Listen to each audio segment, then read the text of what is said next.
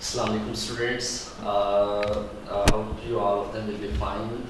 Student, now we start our next lecture, lecture number 4, class 8 और math है हमारा subject और इसका बेटा हम चैप्टर नंबर 5 स्टार्ट कर रहे हैं और हमारा जो चैप्टर नंबर 5 है उसका हमारे पास नेम है, जो हमारे पास टाइटल है एक्सपोनेंट्स और रेडिकल्स। एक्सपोनेंट और रेडिकल्स, ये जो हमारा चैप्टर नंबर 5 है, लेक्चर नंबर 4 में हम आज चैप्टर नंबर 5 को डिस्कस करेंगे।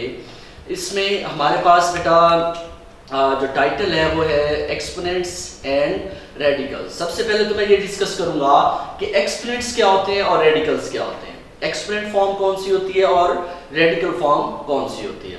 तो क्योंकि हमारे जो क्वेश्चंस हैं उसमें मोस्टली हमने क्या करना है, हमारे कुछ क्वेश्चंस ऐसे होंगे जो हमारे एक्सपोनेंशियल फॉर्म में होंगे, उनको हमने रेडिकल में कन्वर्ट करना होगा तब वो सॉल्व होंगे, और कुछ क्वेश्चंस हमारे पास ऐसे होंगे जिनके हमारे पास एक्सपोनेंशियल फॉर्म होगी, उनको रेडिकल फॉर्म में कन्वर्ट करेंगे, और कुछ रेडिकल फॉर्म में होंगे उनको हम एक्सपोनेंशियल फॉर्म में कन्वर्ट करेंगे। तो मैं एक छोटी सी एग्जांपल देता हूँ। जैसे हमारे पास लिखा हुआ है x2/3। यहाँ पे देखिए बेटा, ये जो हमारे पास नीचे वाला नंबर होता है इसका हमारे पास नेम होता है बेस। इसको हम क्या कहते हैं, बेस। और इसके ऊपर ये जो पावर होती है, इस पावर को हम क्या कहते हैं, एक्सपोनेंट। इसको हम कहते हैं एक्सपोनेंट।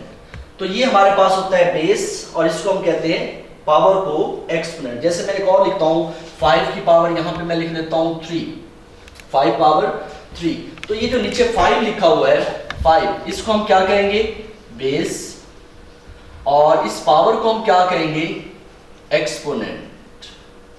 तो ये हमारे पास क्या होगी, एक्सपोनेंशियल फॉर्म होगी। ये हमारे पास कौन सी फॉर्म होगी, एक्सपोनेंशियल फॉर्म। तो जिसमें पावर, अगर कोई बेस जिसकी पावर होगी तो उसको हम क्या कहते हैं, एक्सपोनेंशियल फॉर्म। और इसको हम कन्वर्ट करेंगे रेडिकल फॉर्म में। रेडिकल फॉर्म में कैसे कन्वर्ट करते हैं आप देखें बेटा, यहां पे मैं लिखता हूं एक एक्सपोनेंशियल फॉर्म लिखता हूं x उसकी पावर 2/3। जैसे ये मैंने एक अपने पास एग्जांपल लिखी, यहाँ पे इसको हम क्या कहते हैं, बेस, इसको हम कहते हैं एक्सपोनेंट।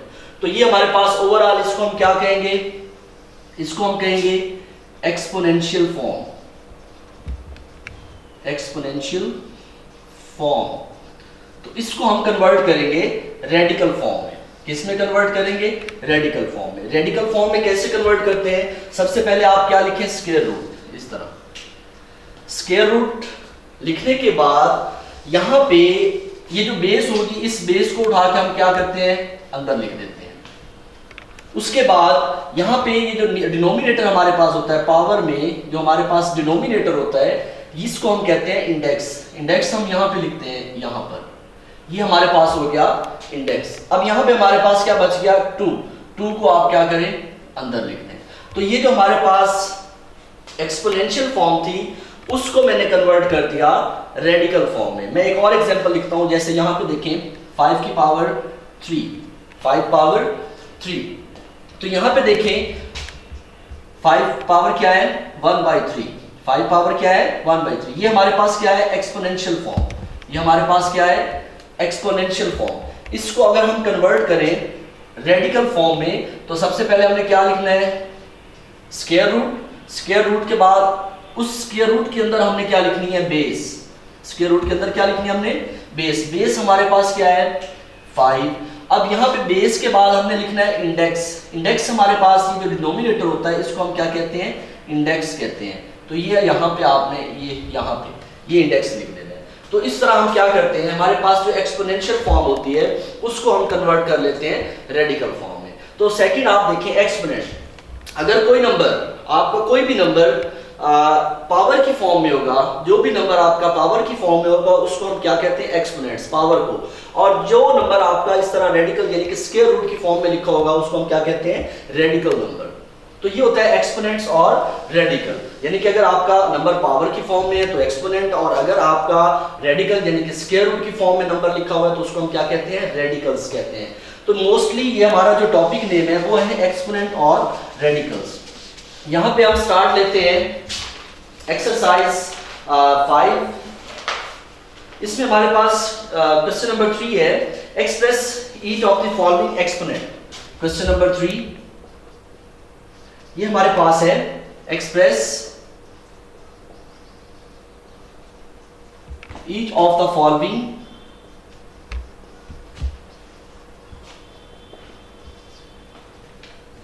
As exponent.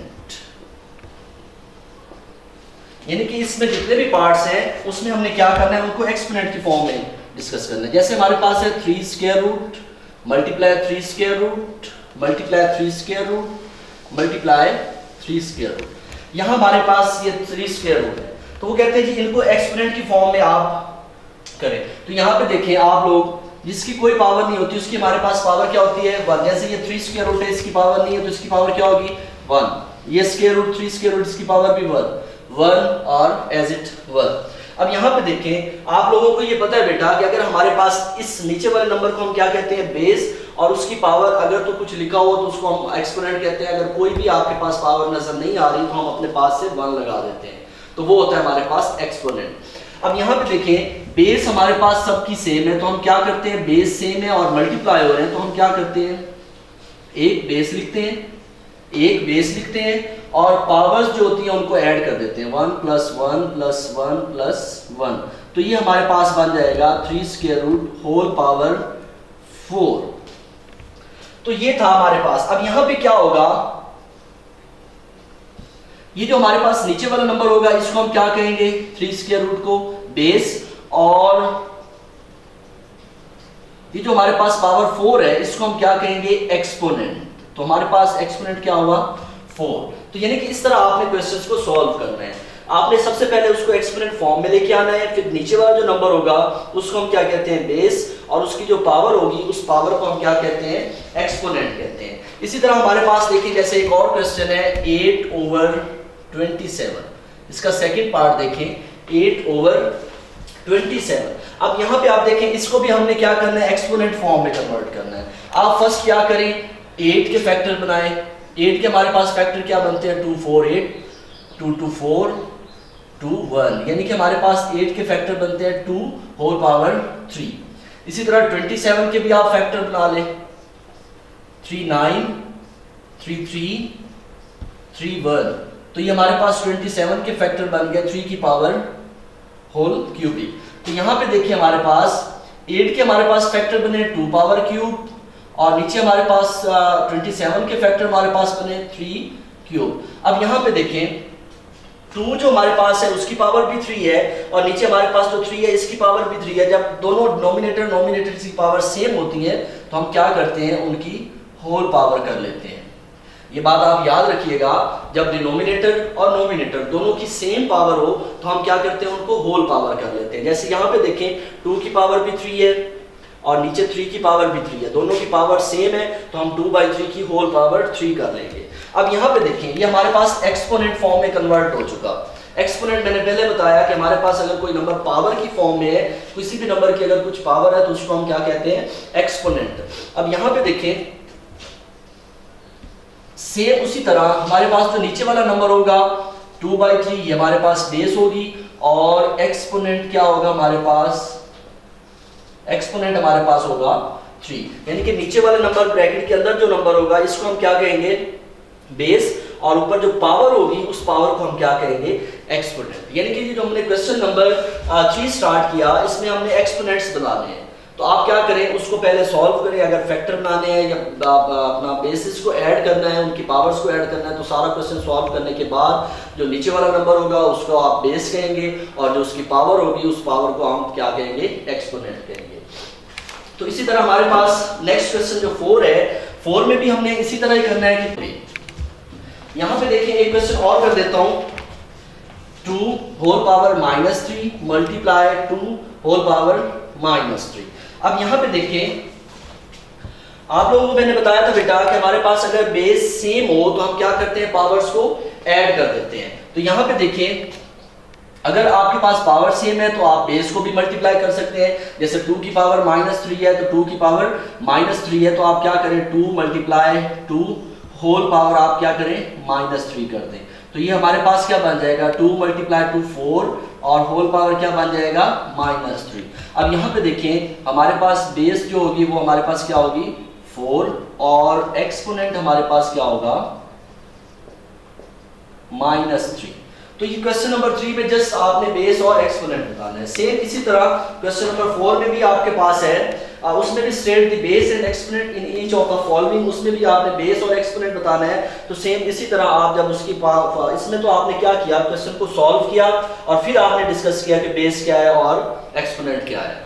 लेकिन जो क्वेश्चन नंबर 4 है उसमें ऑलरेडी आपके पास एक्सपोनेंट फॉर्म बनी हुई है, सॉल्व करने की जरूरत नहीं है। तो जस्ट आपने क्वेश्चन को ऊपर सॉल्व कर लें या आप के ऊपर सॉल्व कर लें, सॉल्व करने की उसको जरूरत नहीं है। जैसे ही आप उसकी जो बेस होगी बेस राइट कर दें और जो एक्सपोनेंट होगा एक्सपोनेंट राइट कर दें। जैसे मैं एक छोटा सा क्वेश्चन सॉल्व करने लगा हूँ क्वेश्चन नंबर 4 का, तो यहाँ पे देखें हमारे पास क्या लिखा हुआ है, जस्ट लिखा हुआ है x - 4। अब यहाँ पे हमने डिस्कस करना है कि बेस कौन है और एक्सपोनेंट कौन है। क्वेश्चन नंबर 4 में क्या डिस्कस करना है कि बेस कौन है और एक्सपोनेंट कौन है। तो मैं आपको बता चुका हूं कि ये जो नीचे वाला हमारे पास नंबर होता है इसको हम क्या कहते हैं बेस कहते हैं, यानी कि बेस हमारे पास है x और उसकी जो पावर होगी उस पावर को हम क्या कहते हैं एक्सपोनेंट। पावर को क्या कहते हैं एक्सपोनेंट, यानी कि एक्सपोनेंट हमारे पास -4 होगा। तो ये जो क्वेश्चन नंबर 3 और क्वेश्चन नंबर 4 थे इसमें जस्ट हमने एक्सपोनेंट और बेस को शो करना था। नेक्स्ट हमारा जो इंपॉर्टेंट क्वेश्चन है क्वेश्चन नंबर 5 वो स्टार्ट करते हैं। क्वेश्चन नंबर 5, तो क्वेश्चन नंबर 5 में क्या लिखा हुआ है, just evaluate. Question number 5, evaluate the following. तो यहां से मैं कुछ पार्ट्स करूंगा सॉल्व। एवेल्युएट का मतलब है कि आपने क्वेश्चन को सॉल्व करना है, उस हद तक सॉल्व करना है कि उससे मजीद आगे उसको हम सिंपलीफाई ना कर सकें। उसमें चाहे आपको फैक्टर बनाने पड़े तो बनाएं, अगर आपको स्क्वायर रूट अपना निकालना पड़े किसी नंबर का तो निकालें। आपने जस्ट क्वेश्चन को सॉल्व करके उसकी लोएस्ट फॉर्म तक उसको लेके जाना है और उससे आगे मजीद सॉल्व ना कर सके। जैसे मैं एक छोटा सा पार्ट आपके सामने कर देता हूँ। ये देखिए हमारे पास एक पार्ट है यहाँ पे 16, उसकी होल पावर 3/4। इसको हमने क्या करना है एवेल्युएट करना है। 3/16 होल पावर क्या है 3/4। तो आप क्या करें यहाँ पे बेटा 16 के फैक्टर फाइंड आउट करें। 16 के फैक्टर हमारे पास है 2, 8, 2, 4, 2, 2, 2, 1, यानी कि हमारे पास 16 के फैक्टर आ गए 2 होल पावर 4, 1, 2, 3, 4। अब यहाँ पे आप क्या करें 16 की जगह उसके आप फैक्टर पुट कर दें। 16 फैक्टर हमारे पास क्या है 2 होल पावर 4 और हमारे पास क्या आ गया 3/4। और यहाँ पे देखिए 4 से 4 कैंसिल, हमारे पास क्या आ गया 2/3। यानी कि आपने क्वेश्चन को एवेल्युएट करना है। अब यहाँ तक आपका क्वेश्चन सॉल्व हो गया।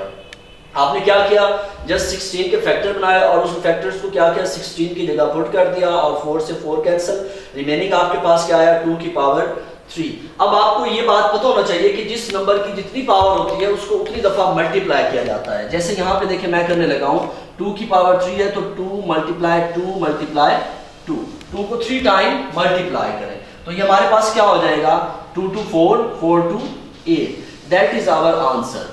तो इस तरह आपने क्या करना है क्वेश्चंस को सिंप्लीफाई करना है।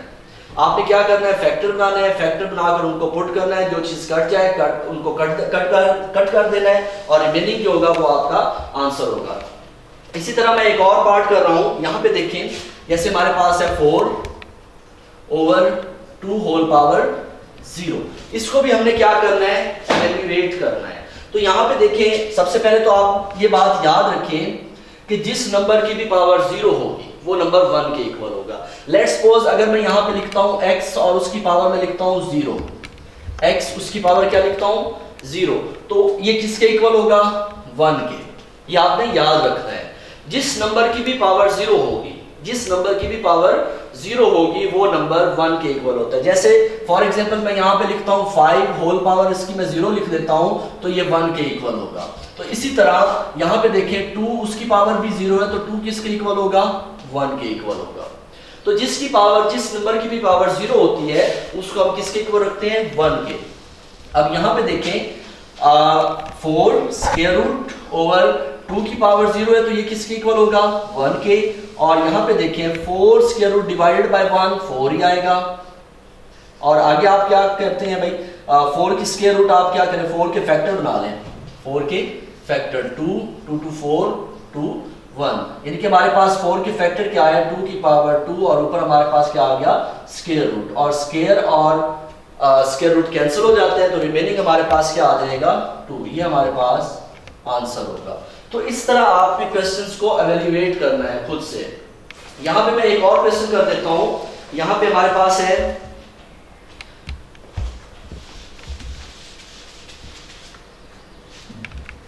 125 होल पावर 4/3।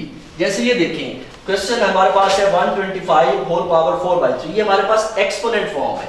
एक्सपोनेंट फॉर्म मतलब यानी कि ये हमारे पास क्या है एक्सपोनेंट पावर की फॉर्म है। तो आप क्या करें इसके 125 के फैक्टर बनाएं 5 पे डिवाइड होगा 5 to 10 5 5 25 5 5 25 और 5 1 यानी हमारे पास 125 के फैक्टर क्या बनेंगे 5 होल क्यूबिक। यहाँ पे पुट कर दें 125 के फैक्टर पुट किए 5 होल क्यूबिक और हमारे पास उसकी होल पावर क्या है 4/3।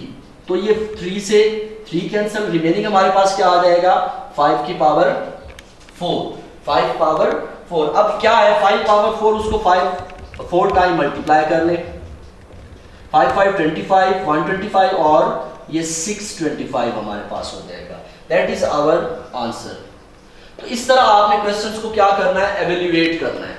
फैक्टर बनाएं उनके फैक्टर्स आप पुट करें और जो कटिंग होती है उनकी कटिंग करें। रिमेनिंग जो आपके पास आएगा उसको आप सिंप्लीफाई करके उसका आंसर निकाल लें। तो ये था हमारे पास क्वेश्चन नंबर 5 जिसमें हमने कुछ पार्ट्स दिए हुए हैं और उनको हमने क्या करना है एवेल्युएट करना है। सेम इसी तरह क्वेश्चन नंबर 6 है हमारे पास इसी चैप्टर का question number 6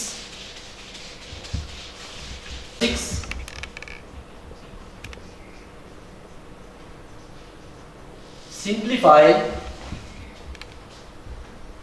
the following। Simplify the following. यहां पे देखिए हमारे पास जैसे फर्स्ट पार्ट इसका मैं सॉल्व करने लगा हूं 27 whole power 2/3 plus 4 whole power 3/2। अब यहां पे देखिए आपने क्या करना है इसको क्वेश्चन के सिंप्लीफाई करना है। तो आसान सा तरीका है आप जस्ट फैक्टर बनाएं। फर्स्ट आपके पास क्या है 27 के फैक्टर बनाए हमारे पास क्या बनते हैं 3 9 3 3 द 9 3 1 द 3। तो हमारे पास 27 के फैक्टर आते हैं 3 की पावर 3। सेम इसी तरह आप क्या करें 4 के फैक्टर बनाएं 2 2 4 2 1 द 2। तो हमारे पास 4 के फैक्टर आए 2 की पावर 2। यहां पे आप पुट कर दें। फर्स्ट हमारे पास क्या लिखा हुआ है 27। तो 27 के हमारे पास फैक्टर क्या है 3 की पावर 3 और होल पावर हमारे पास क्या है 2/3 प्लस 4 के फैक्टर हमारे पास क्या है 2 की पावर 2 होल पावर हमारे पास क्या है 3/2। तो नेक्स्ट देखिए हमारे पास 3 से 3 कैंसिल हमारे पास क्या आ गया 3 की पावर 2 प्लस 2 से 2 कैंसिल और हमारे पास क्या आ गया 2 की पावर 3। अब यहां पे आगे क्या होगा यहां पे देखिए 3 की पावर 2 है 3 की पावर 2 है तो 3 को 2 टाइम मल्टीप्लाई करें तो ये हमारे पास क्या आ जाएगा 9। इसी तरह 2 की पावर 3 है तो आप क्या करें 2 को 3 टाइम मल्टीप्लाई करें तो ये हमारे पास क्या आ जाएगा 8। यहां पे पुट करें 9 प्लस 8 और ये हमारे पास क्या आ जाएगा 70। ये हमारा आंसर होगा। तो इस तरह आपने क्वेश्चंस को क्या करना है सिंप्लीफाई करना है। फैक्टर बनाएं फैक्टर उन क्वेश्चंस के अंदर पुट करें और कटिंग करने के बाद जो रिमेनिंग होगा उनको प्लस कर दें या ऐड कर दें वो तो आपका जो साइन होगा आपने उस हिसाब से चलना है। इसी तरह इसका मैं एक और क्वेश्चन कर देता हूं यहां पे 6 part 125 square root plus 5 square root over 6। यहां पे देखिए हम क्या करते हैं 125 की स्क्वायर रूट फाइंड आउट करते हैं। 125 के पहले फैक्टर बनाए आप हमारे पास क्या बनते हैं 5 25 5 5 5 1 द 5। तो ये हमारे पास 5 स्क्वायर मल्टीप्लाई 5, ऊपर आप देखते हैं स्क्वायर रूट, और स्क्वायर से ये कैंसिल, 5 बाहर आ जाएगा और 5 अंदर रहेगा। तो ये 125 की स्क्वायर रूट हमारे पास आ जाएगी 5 स्क्वायर रूट। यहाँ पे आप पुट कर लें 125 की जगह उसके अपना स्क्वायर रूट पुट करें, हमारे पास आया 5 स्क्वायर रूट प्लस 5, रिमाइंडर हमारे पास डिनोमिनेटर क्या है 6।